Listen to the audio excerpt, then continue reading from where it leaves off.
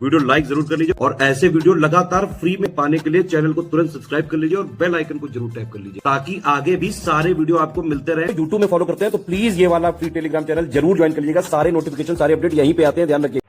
नमस्कार दोस्तों, स्वागत है आप सभी का आरओ by study for civil services पर। तो दोस्तों हम लोग देख रहे हैं आपकी आरओ एग्जाम के लिए प्रीवियस ईयर पेपर, जो कि बहुत ज़्यादा इंपॉर्टेंट है। अगर आप सभी लोग 27 जुलाई वाला पेपर देना चाह रहे हैं तो इस वीडियो को ज़रूर देखिएगा। तो चलिए शुरू करते हैं। दिया गया है सूची 1 को सूची 2 से मिलाना है। ऑस्ट्रेलिया के प्रांत है और उनकी राजधानी, ठीक है। तो न्यू साउथ वेल्स की राजधानी है सिडनी, क्वींसलैंड की ब्रिस्बेन है, विक्टोरिया की है मेलबर्न और पश्चिमी ऑस्ट्रेलिया की है पर्थ। तो इस तरीके से ऑप्शन सी यहाँ पर सही है। आगे बढ़ते हैं। अगला सवाल देखिए, सूची 1 को सूची 2 से मिलाना है। संगठन है और उनकी स्थापना कब हुई। तो ललित कला अकादमी की स्थापना हुई है 1954 में, संगीत नाटक अकादमी की 1952 में, राष्ट्रीय नाट्य विश्वविद्यालय जो है 1959 और सांस्कृतिक संसाधन एवं प्रशिक्षण केंद्र जो है 1979। ठीक, आगे बढ़ते हैं। निम्नलिखित बाघ अभ्यारण्य जो यानी टाइगर रिजर्व जो मध्य प्रदेश में नहीं है, अमनगढ़, बांधवगढ़, कान्हा या संजय दुबरी। तो अमनगढ़ टाइगर रिजर्व जो है वो मध्य प्रदेश में नहीं है। अगला सवाल कि निम्नलिखित में से कौन सा कोयला आधारित बिजली संयंत्र उत्तर प्रदेश में स्थित है। डार्लीपाली, दादरी, सिंगरौली और विंध्याचल। तो इसमें देखिए दादरी और सिंगरौली ये दोनों जो है कोयला आधारित बिजली संयंत्र हैं जो कि उत्तर प्रदेश में है। आगे बढ़ते हैं। अगला सवाल है अब कि निम्नलिखित में से कौन सा आहार समूह मनुष्य के शरीर को अधिकतम ऊर्जा प्रदान करता है। तो देखिए अधिकतम ऊर्जा जो है वो वसा और कार्बोहाइड्रेट से मिलती है। फिर है प्रोटीन, ये तीसरा वाला ग्रुप जो है कार्बोहाइड्रेट, वसा और प्रोटीन वाला यहाँ पे सही है। फिर निम्नलिखित में से कौन से देश बाल्टिक सागर के तट पर स्थित नहीं है। तो ये है स्वीडन और नॉर्वे। बाल्टिक सागर से कौन कौन सीमा साझा करता है, इसको कमेंट बॉक्स में मेंशन कीजिए। आगे बढ़ते हैं। निम्नलिखित में से किस राज्य ने भारतीय कौशल 2021 प्रतियोगिता में सबसे अधिक पदक जीते थे। ठीक है, ये है उड़ीसा। ये 2022 का देखिए करंट अफेयर्स है। आगे, हिमालय में त्रिशूल शिखर के संबंध में कौन सा कथन सही है कि ये उत्तराखंड के बागेश्वर जिले में है और ये 7500 से अधिक ऊंची है, 7500 मीटर से। तो पहला वाला स्टेटमेंट जो है वो सही है कि हिमालय में जो त्रिशूल शिखर है वो उत्तराखंड के बागेश्वर जिले में स्थित है। आगे बढ़ते हैं। निम्नलिखित में से कौन एक स्थलीय पारिस्थितिकी तंत्र का उपभाग नहीं है। स्थलीय पारिस्थितिकी तंत्र का पर्वत भी है, निम्न स्थलीय पारिस्थितिकी तंत्र भी है और अर्धशुष्क भी है, लेकिन सागरीय पारिस्थितिकी तंत्र जो है वो स्थलीय पारिस्थितिकी तंत्र का उपभाग नहीं है। अब पार्वती अर्गा रामसर साइट के बारे में पूछा गया है कि उत्तर प्रदेश के गोंडा जिले में स्थित है, सही है, और ये पक्षी अभ्यारण्य भी है। दोनों स्टेटमेंट यहाँ पे बिल्कुल सही हैं। आगे बढ़ते हैं। 1974 में प्रथम कृषि विज्ञान केंद्र की स्थापना किस स्थान पर हुई थी। चंडीगढ़ में, नागपुर में, हैदराबाद में या फिर पौंडीचेरी में। तो ये जो प्रथम कृषि विज्ञान केंद्र है इसकी स्थापना हुई थी पौंडीचेरी में 1974 में। फिर पूछा गया है कि जो नदियां दी गई हैं कावेरी, महानदी, नर्मदा और ताप्ती, इसमें कौन सी नदी का बेसिन क्षेत्रफल सबसे बड़ा है। तो ये है कावेरी नदी। इन दी हुई नदियों में कावेरी नदी। आगे, उत्तर प्रदेश में कृषक समृद्धि आयोग की स्थापना कब हुई थी। तो ये 2017 में हुई थी।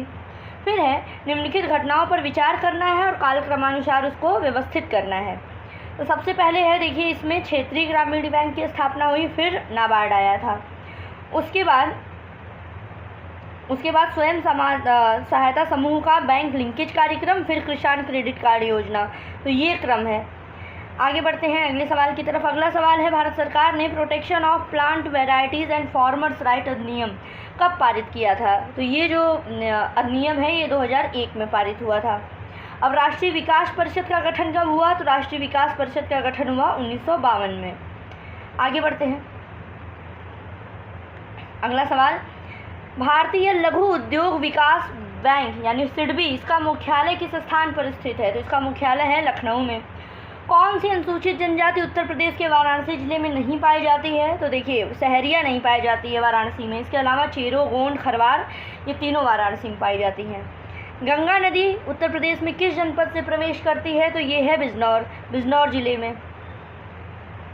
अब सुगमता सूचकांक की बात कर लेते हैं। इसमें दिया गया कि सार्वजनिक क्षेत्र के बैंकों के प्रदर्शन को आंकलित करने का तरीका है सही, और ये एमएसएमई हेतु व्यापार सुगमता को आंकलित करता है नहीं, ये एमएसएमई को नहीं आंकलित करता है। ऑप्शन ए केवल सही है।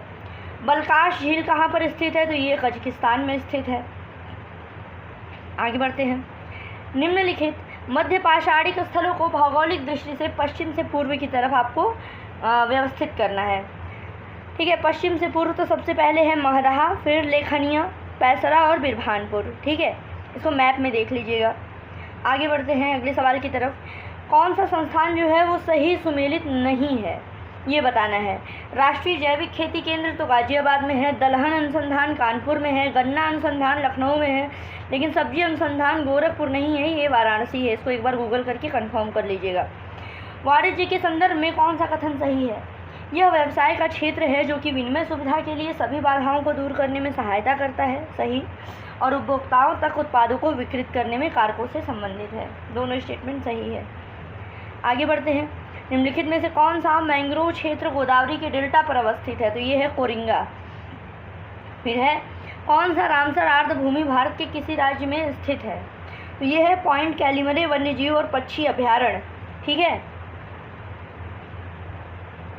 पाकिस्तान में ग्वादर बंदरगाह किस प्रांत में स्थित है? तो ये बलूचिस्तान में है। ठीक है, इंपॉर्टेंट है, ग्वादर बंदरगाह बलूचिस्तान। दिया गया कि कौन सा सही सुमेलित नहीं है?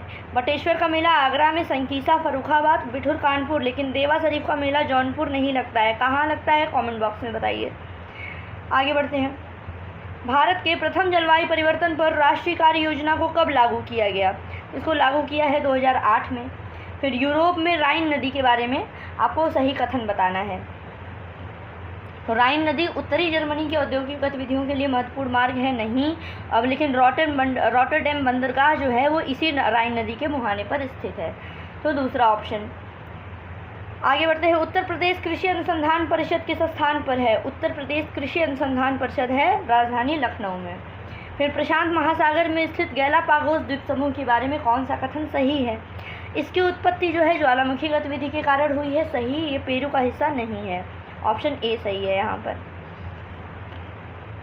फिर अफ्रीका में विक्टोरिया झील के बारे में आपको सही संदर्भ बताना है, कौन सा कथन सही है? ये 4 देशों से घिरी हुई है और अफ्रीकी भ्रंश घाटी में स्थित है। सही है, विक्टोरिया झील जो है वो अफ्रीकी भ्रंश घाटी में स्थित है। ऑप्शन 2 सही है यहाँ पर, केवल 2। व्यापार के संदर्भ में कौन सा कथन सही है? यह मांग और आपूर्ति दोनों का प्रतिनिधित्व करता है सही, केवल मांग पक्ष से संबंधित है नहीं, इसमें मांग और आपूर्ति दोनों ग्रुप हैं। तो केवल 1 सही।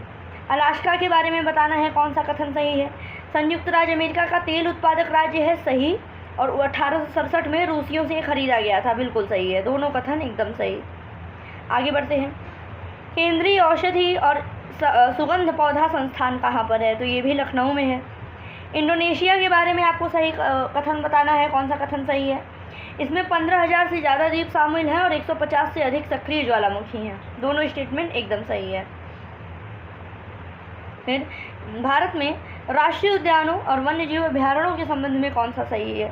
राष्ट्रीय उद्यानों की संख्या सबसे अधिक मध्य प्रदेश में है, बिल्कुल सही, और वन्य अभ्यारण्यों की सबसे ज़्यादा संख्या अंडमान निकोबार द्वीप समूह में है। दोनों स्टेटमेंट एकदम सही है। आगे बढ़ते हैं। अगला सवाल, निम्नलिखित में भारत की सबसे बड़ी मीठे पानी की झील कौन सी है? तो ये है वूलर झील। तमरिया जनजाति किस राज्य में पाई जाती है? तो झारखंड में पाई जाती है। कौन सा सही सुमेलित नहीं है? गर्म झरने दिए गए हैं, हिमाचल प्रदेश में मणिकर्ण झरना, उड़ीसा में ताप्ता पानी, महाराष्ट्र में ब्रजेश्वरी, लेकिन नारायणी झरना जो है वो गुजरात में नहीं है। ये कहाँ स्थित है? इसको कमेंट बॉक्स में बताइए। आगे बढ़ते हैं। सूची 1 का सूची 2 से मिलान करना है।